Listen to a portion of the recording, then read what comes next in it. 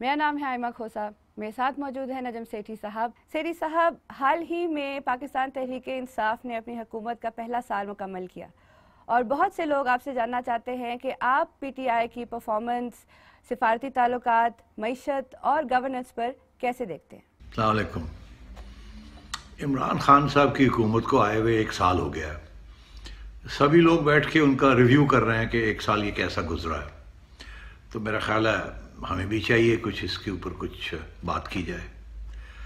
دراصل بات کرنے کو تو بہت کچھ ہے، مگر کافی مایوس صورتحال رہی ہے پچھلے سال، اور دل نہیں کرتا کہ ان چیزوں کو دہرایا جائے، مگر پھر بھی اب بات تو کرنی ہے، کیونکہ اس کا تعلق اب اگلا سال جو شروع ہو گیا ہے اس کے ساتھ ہے۔ اگر پچھلے سال کی حالت ٹھیک نہیں رہی تو اگلا سال کیسا ہوگا؟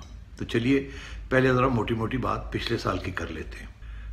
Late start with the economy, اس کے بعد فارن پالیسی پہ آ جاتے ہیں، اس کے بعد اندرونی حالات جو ٹینشنز ہیں، کانفلکٹس ہیں، اس پہ آ جاتے ہیں، اور آخر میں ذرا یہ دیکھتے ہیں کہ ادارے جو ہیں ریاست کے ان کے بارے میں ان کے حالات کیا ہیں، عوام ان کے بارے میں کیا سوچتی ہے، اور ان کے ساتھ کیا ہوا ہے اس سال، اور آگے جانے میں کیا امکان ہے۔ تو چلیے پہلے معیشت سے شروع کرتے ہیں۔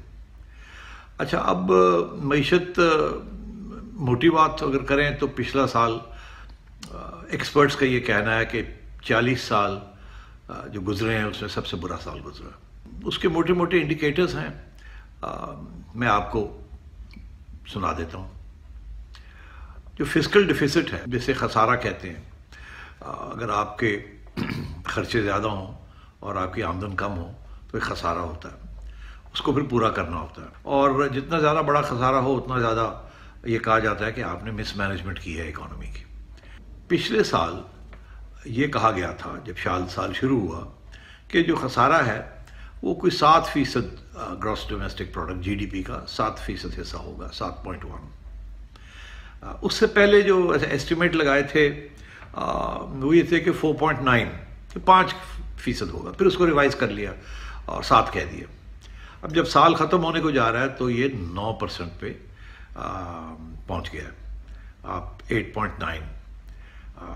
یہ 40 سال میں اتنا بڑا خسارہ کبھی نہیں ہوا، تو یہ پہلے سال کا یہ خسارہ ہے۔ ایک وجہ تو شاید یہ تھی کہ آئی ایم ایف کے ساتھ جو معاہدہ کیا ہے اس کے ساتھ ڈی ویلیویشن ہو گئی ہے اور انٹرسٹ ریٹس بڑھ گئے ہیں، جس کی وجہ سے جو پبلک ڈیٹ ہے ہماری وہ بہت بڑھ گئی ہے، اور یہ پچھلے 4 مہینے میں 5 مہینے میں یہ ہوا ہے۔ مگر مس مینجمنٹ بھی بہت بڑے اسکیل پہ ہے، اور یہ لوگوں کا یہ بھی کہنا ہے کہ ضروری نہیں تھا کہ آئی ایم ایف کے ساتھ آپ اس قسم کا معاہدہ کرتے جس کے ساتھ اتنے مشکلات کا سامنا کرنا پڑتا۔ بٹ چلیے آگے آئیے آپ۔ ایک اور انڈیکیٹر ہوتا ہے جس سے پتہ چلتا ہے کہ آپ کی معیشت کی حالت کیا ہے، وہ ہے tax to G D P ratio, کہ مطلب یہ کہ آپ کتنا ٹیکس کلیکٹ کرتے ہیں، جس کا گراس ڈومیسٹک پروڈکٹ وہ کتنا حصہ ہوتا ہے۔ نون لیگ کی حکومت جس سال گئی 2017-18 میں، اس سال tax to G D P ratio کوئی 15.7 تھا آف جی ڈی پی۔ یہ اسٹیٹسٹکس، آفیشیل اسٹیٹسٹکس ہیں، اور جب سال ختم ہوا تو tax to G D P ratio گر چکا تھا، وہ کوئی 12.7 پہ آ چکا۔ اس کا مطلب ہے کہ ٹیکسز بھی کم کلیکٹ ہوئے اور معیشت کی حالت اور بھی خراب ہوئی۔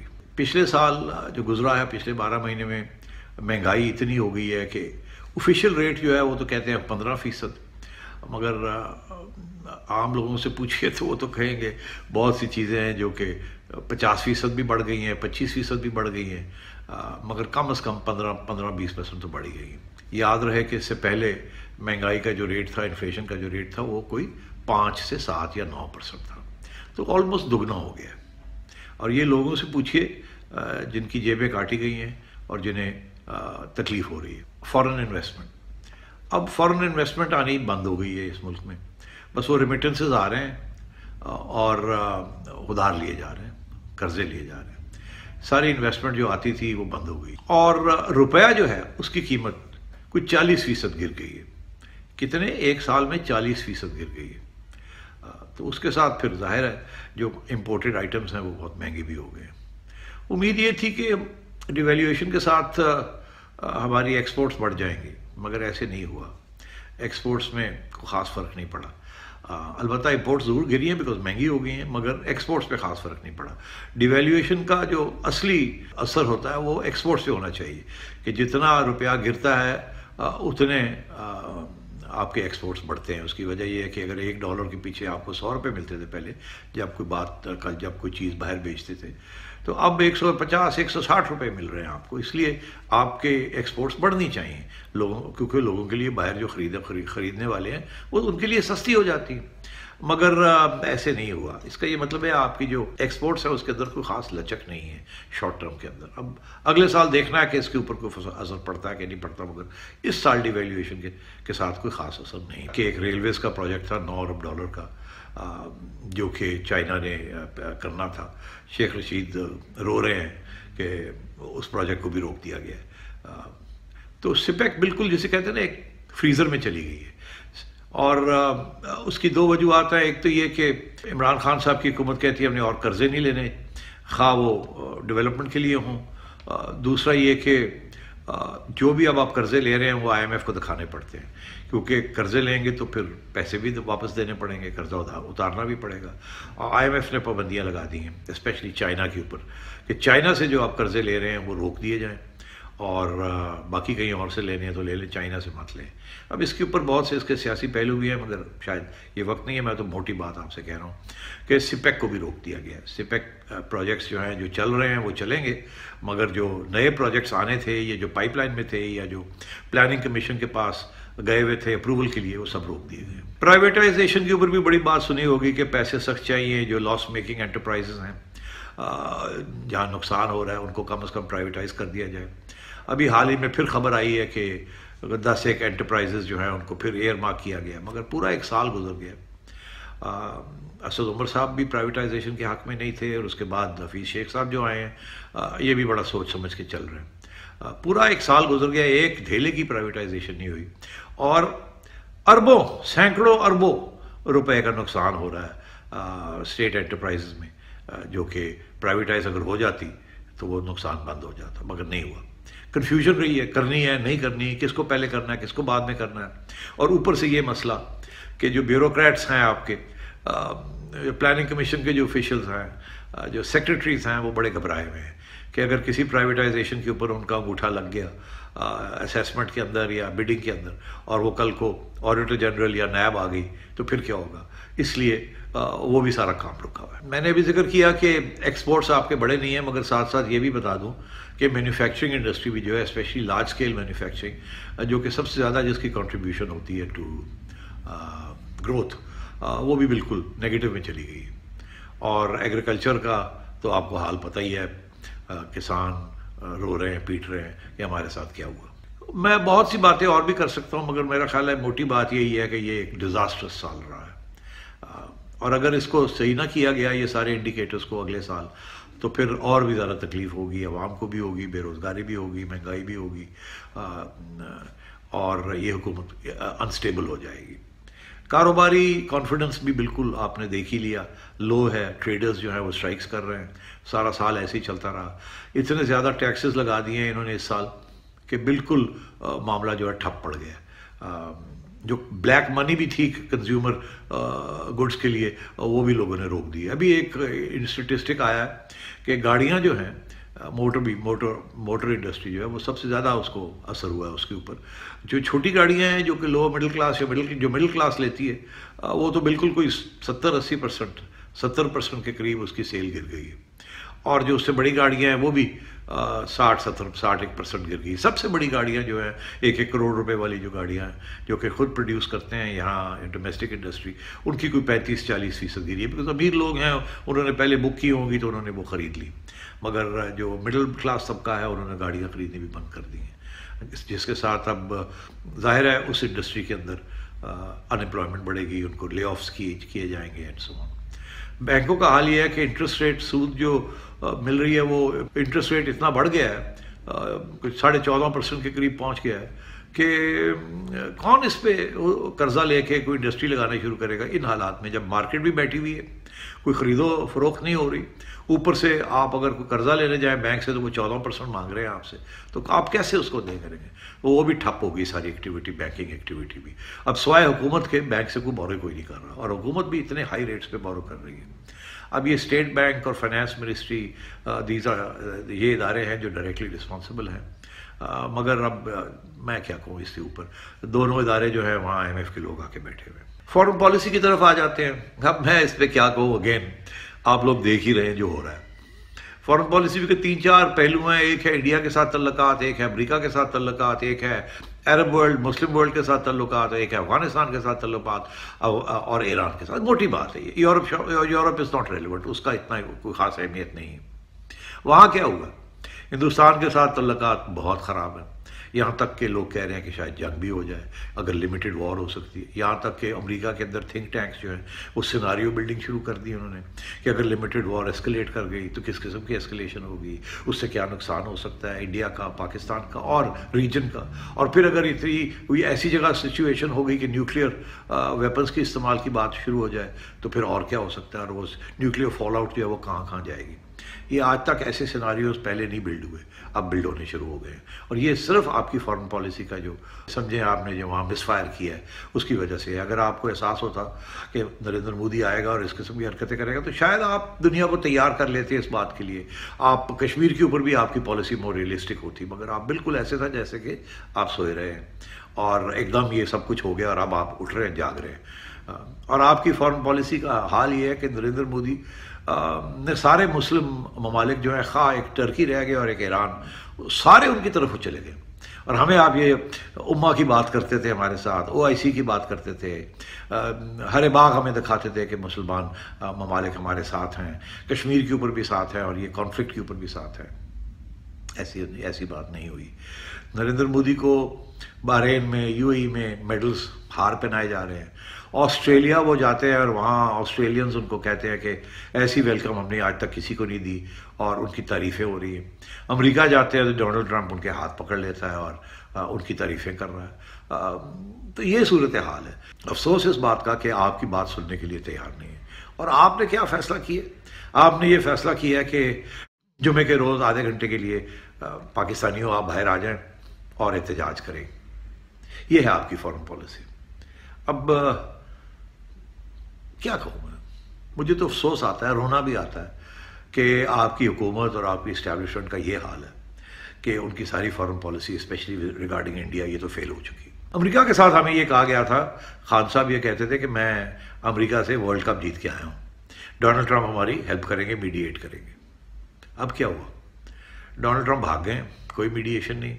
یہاں تک کہ ڈونلڈ ٹرمپ نے G7 کی میٹنگ کے اوپر نریندر مودی صاحب کو تو ان کی تعریفیں کی ہیں اور یہ کہا کہ نہیں یہ پاکستان کو جو مسئلہ ہے یہ کشمیر کا معاملہ انٹرنل ہے, اور ویسے پاکستان کے جو معاملات ہیں ہندوستان کے ساتھ یہ بائی لیٹرلی ان کو ریزالو کرنے چاہیے.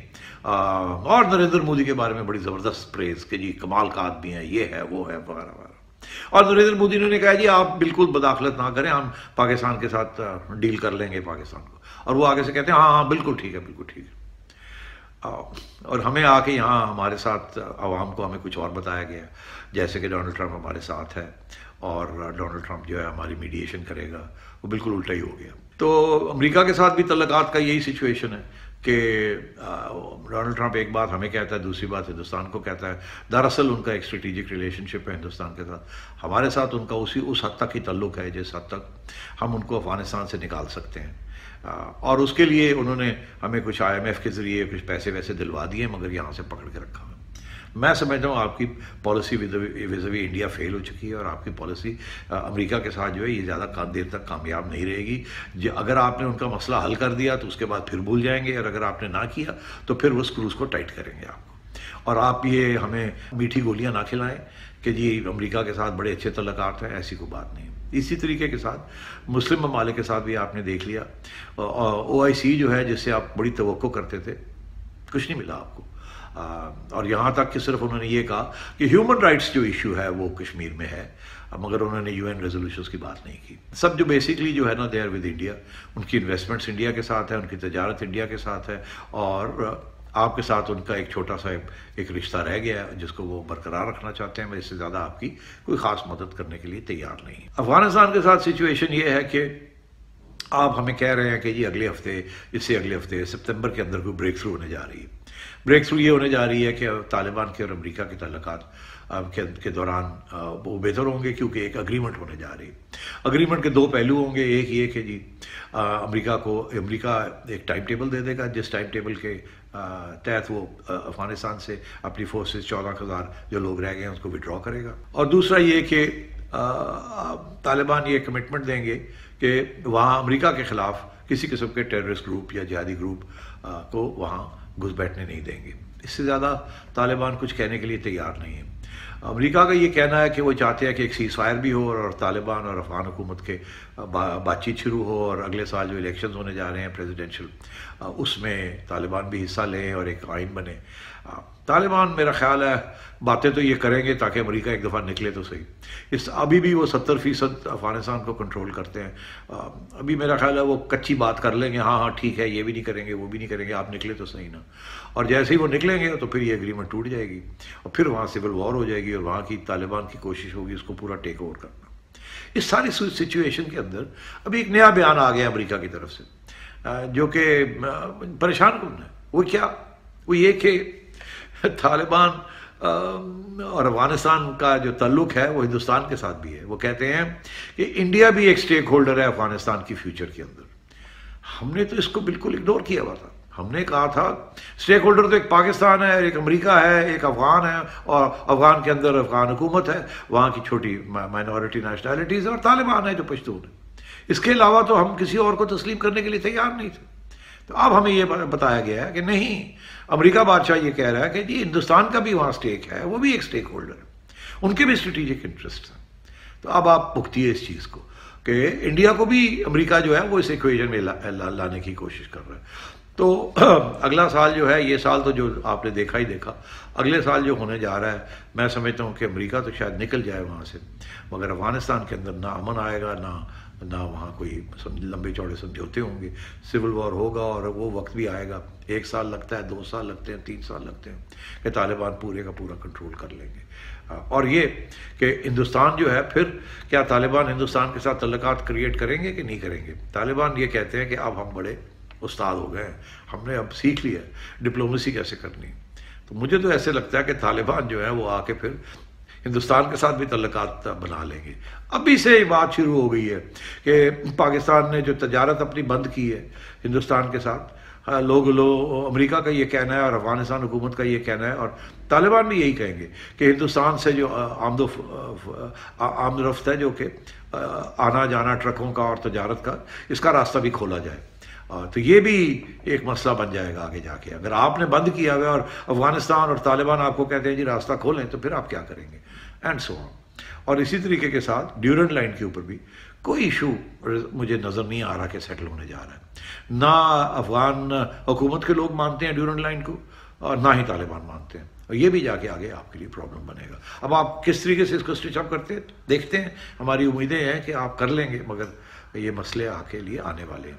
تو آپ کی جو فارن پالیسی ہے regarding Muslim world regarding United Nations regarding India America Afghanistan ڈامک ڈول.